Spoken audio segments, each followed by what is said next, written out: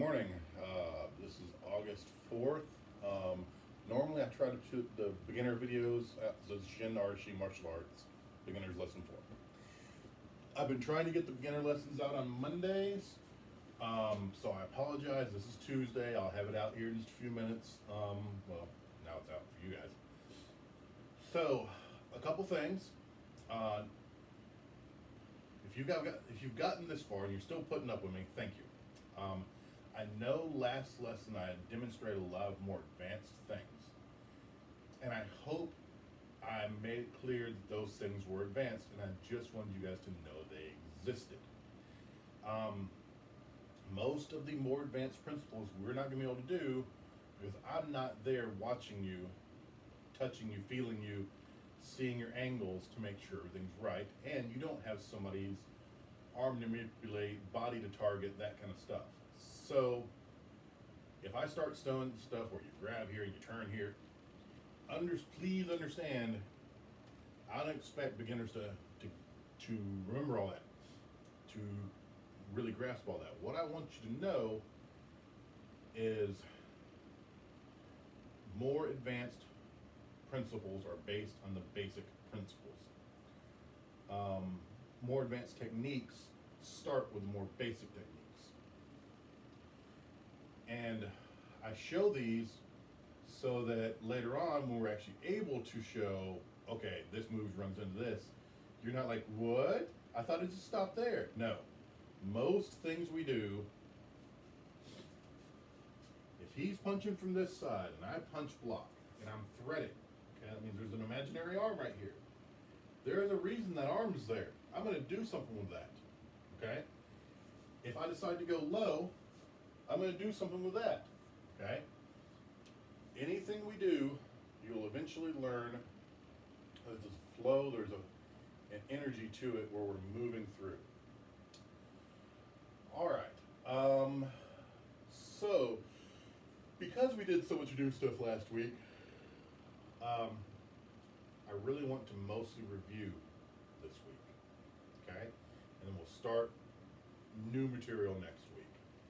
So, in our first lesson, we talked about stance and structure. We're going to do a recap on that real quick. So, neutral stance, feet together, shoulder width apart, second toe pointed forward, knees slightly bent, okay? That is your dachi or stance. Ma or horse in Chinese, okay? There's two kame I want you guys to worry about. There's de-escalation position where your hands, I can see over my fingertips, okay? In neutral stance, they'll be here stacked side by side. And then defensive or fighting, okay, kame, where my lead hand is an asking hand, my rear hand is a guard hand. I'm going to do this from the side, okay? So the guy's here, guy, girl, person is here, okay?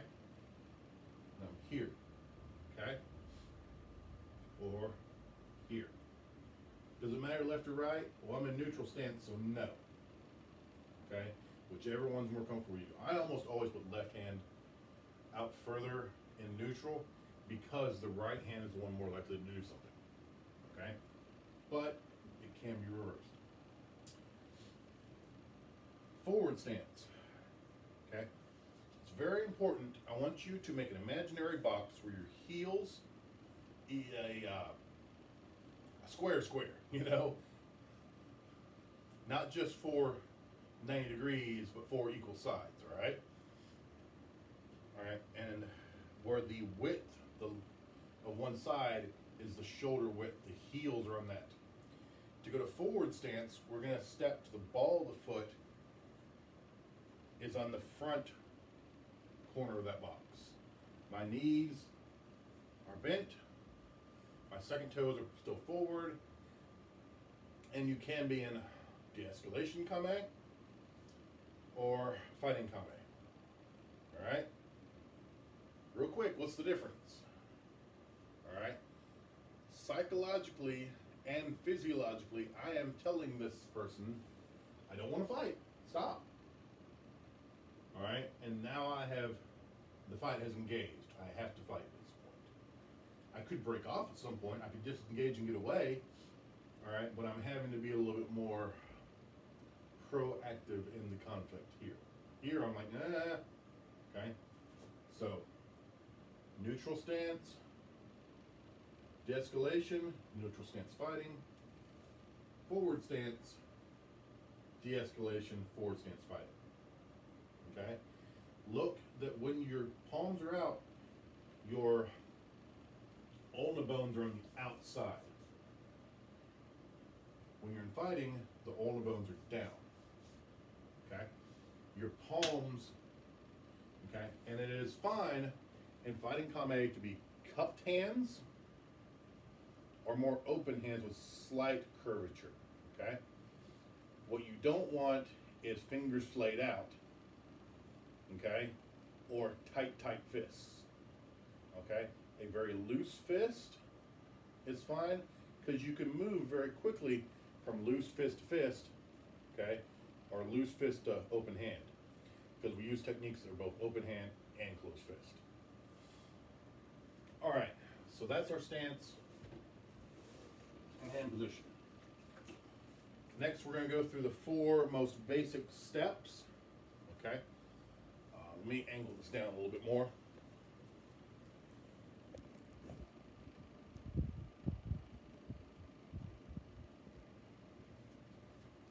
Okay, that should show. All right, I've got left lead. Left lead is called orthodox. Right lead is southpaw. Again, stealing terminology from boxing, just because it makes more sense to our Western ears. All right. So, drag step. Okay. Show it on the other side. And I want you to be doing these with me, okay? Drag step. Drag step. Sometimes you'll hear that called shuffle step. A lot of times shuffle step actually means we're not bringing the rear up on this first. We're bringing the lead up and dragging behind. I don't know if you can hear in the video because I have 2 fans in here, but try to listen. The front foot makes very little sound. The back foot drags. All right. That's drag step. Next is walking step. Back to drag step. Watch my rear foot. Watch how this is incorrect. See how my foot is turned out here? Do it from as far back as I can so you can see. Okay. I should get some bright purple socks or something for this. So my toes went out all of a sudden. I want my toes to continue forward. Okay. Now the next step is walking step.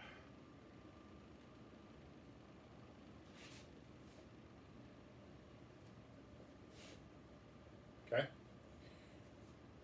You notice that my hand position switches. Lead leg is asking hand. Rear leg is guarding hand. Switch. Switch. Switch. All right. I'm trying to stay on this line here. I don't know if you guys can really tell. There's 2 different types of mats in my at-home dojo. Which actually makes it a little bit difficult for me because they're different thicknesses, but it's actually kind of good because you never know where your foot, one foot could be in concrete and the other foot could be on grass, But anyways, so we've done walking step and drag step. Next we're going to do 45 or flanking step. Flanking step is almost always going to start with the lead foot. There will be rare occasions where it has to start with the lead. Start with the lead foot. Rare occasions will start with the rear foot. So I'm going to step this way, and then my center line is towards where the person is. So if I have 2 choices here, okay. Here, and this can be from neutral. If it's from neutral, you can go either way. but this person is reaching, give me a forward energy on this right arm. I'm going to move around it. Now, at this point right here, I have two choices. Is his intent so far this way that I can just leave?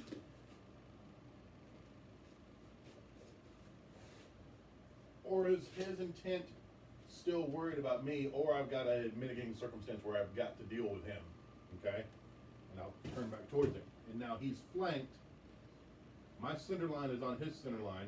I'm gonna do this on the other side so you can see it there. Okay. You see my nose is pointing towards his spine, my belly button pointing towards his spine. I can elbow, knee, okay, about equally here. This arm is kind of ganked up on me, you know. I can control it somewhat. And for him to get me with this other arm, he's got to really turn his body, which can happen, which is why when you learn trapping, you'll learn to control this arm to neutralize this arm. All right, but the important thing is I'm facing him here. So you can do this with a chair, okay? You don't need a wave bag or a wooden dummy or a mannequin or a bob or anything like that. You can just put a chair in front of you and move around the chair and stay focused on the center of the chair. All right, so we've done drag step, walking step, flanking step, and now we're going to do pivot. Pivot has the same effect as flanking step, except for we are receiving energy, okay? This person is pushing on my chest, going to shove me, going to punch me, going to walking at me. Again, whereas flanking step is almost always lead, pivot step is almost always rear, all right? We're going off that same right hand attack, all right? Or right hand shove, or right foot forward for the shove. And I'm going to pivot here, okay? Drive a nail between, imaginary, nail and the ball of your foot into the floor that you could turn on, but you can't pick it up, okay?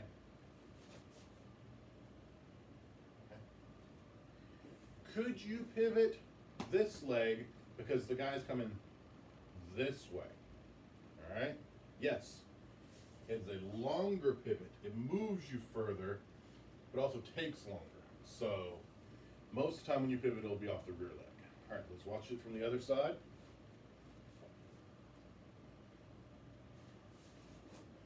Now, see how close I am to Bob? All right? Imagine that as you don't know where this space is here. You don't know what's in this space, all right? So you don't want to go any further than this. I only went 90 degrees. Going back more than 90 degrees, I could have run into Bob and not known he's there. But here, I can see Bob out of the peripheral of my eye, all right? So this shove comes in, I know to stop here. That could be a wall, that could be a ditch, that could be a coffee table, that could be an innocent bystander, that could be a dog running around, that could be anything, all right? I know where I'm at. I know I can move 90 degrees. If I tried to move more than 90, So eventually a good drill would be to put a chair there and not run into it with your pivot step. I said 4 steps, we're gonna do one more. No, we'll put those in with evasions. So let's go ahead and do our 2 evasions. We can add the first evasion to the 45-degree step, okay? The first evasion is slip. I'm gonna take my head and go over my foot, no further, okay? If I go further than this, I'm off balance. I can't get power in the rear hand. I can't move off the rear leg. I can't move off the front leg, all right? So boom, boom. You notice how my guard hand, okay, covers my face real well. We do not want this, I'm off balance. This, I'm off balance. If all I was worried about was punches coming toward my head, then that would be acceptable. But in self-defense, we've got 20 other things we've got to worry about.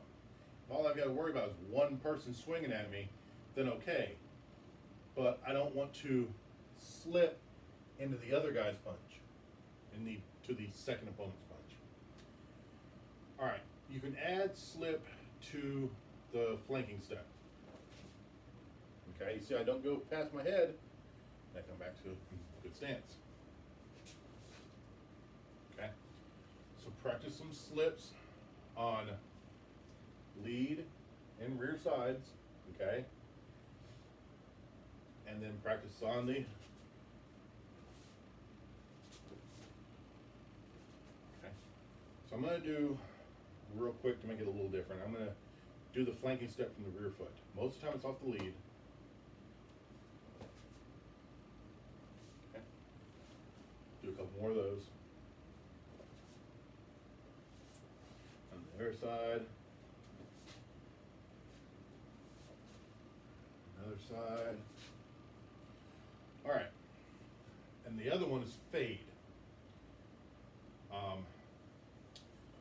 So it is not lean back. All right. Some Wing Chun schools, Yip Man style schools, teach instead of the vertical punch being here, being let's say right there. So far I'm leaning back. It's kind of hard because I have a large front. But see, my head goes back beyond my butt. That's not fade. Fade is moving the head and hips back. If you have to do more than just an inch, okay, you've got to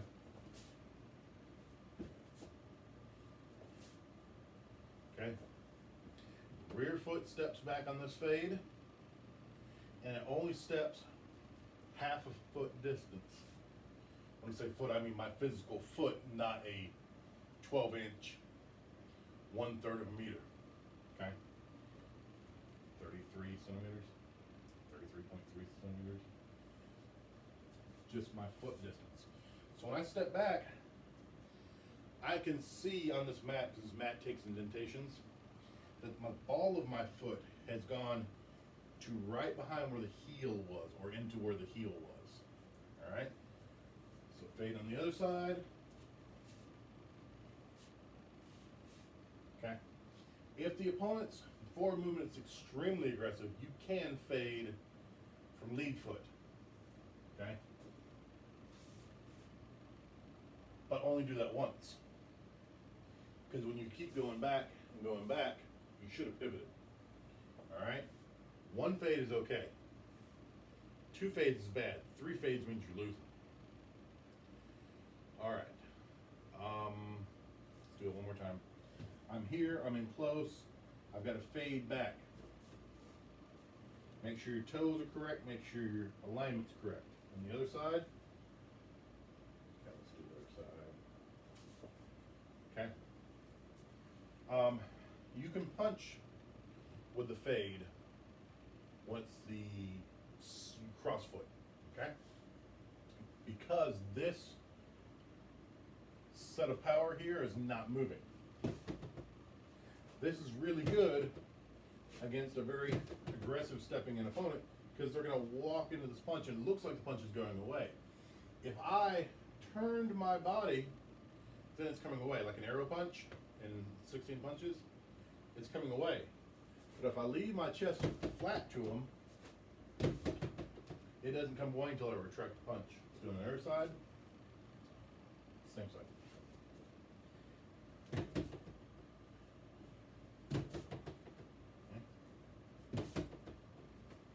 Be very careful with that not to open your chest. Okay, so that's all the basic steps. Let's do 16 punches. Then we're going to go over section 1 of 27 movements.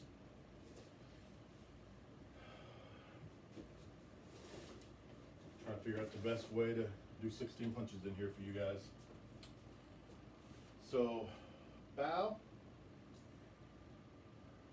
pull back, X, X, X, left hand forward, left vertical, right vertical, reset hands, step to left forward stance.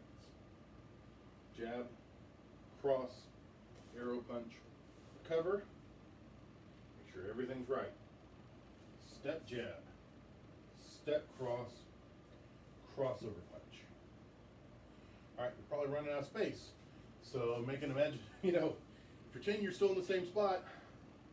So you should be southpaw. Second toes are forward. Jab, cross, arrow, recovery, step jab, step cross, crossover punch. Step forward, both hands, down. That's your inbound. Again, our jab and our cross don't look like a boxer's jab and cross. They don't look like a karate guy's jab and cross. We just use it because if I say jab, it makes sense to a Western ear that it's a lead straight punch. If I say cross, it makes sense that it's a rear straight punch. All right? All right, let's see how much time we've done. Okay. Stop the video and go back and watch and do 16 punches maybe 3 times. All right, I'm glad you're back. 27 movements. We're going to do just section 1 with the first 10 of the 27. So 5 techniques. Feet together, cross and step out. Horse stance. Make sure your knees are forward, second toes are forward, hips are in. Cover and high block. Cover and high block. Out, in, turn over and out, inwards block. Turn over and scoop under. Turn over and scoop under. Okay. Turn over, cross, low block, turn over, cross, low block, retract, low block, punch, retract, and punch. All right? Stop the video, go do that 5 times. All right. So you're back. Take this week to absorb all those things, work on your footwork, work on your basic punching, okay? Vertical punch, jab, cross, and if you get time, then worry about step jab, step cross, crossover punch. And then next week, we're probably going to cover section 1 of Silam Tao. That'll be a big thing. So the whole lesson will be just Silam Tao over and over and over and over and over again.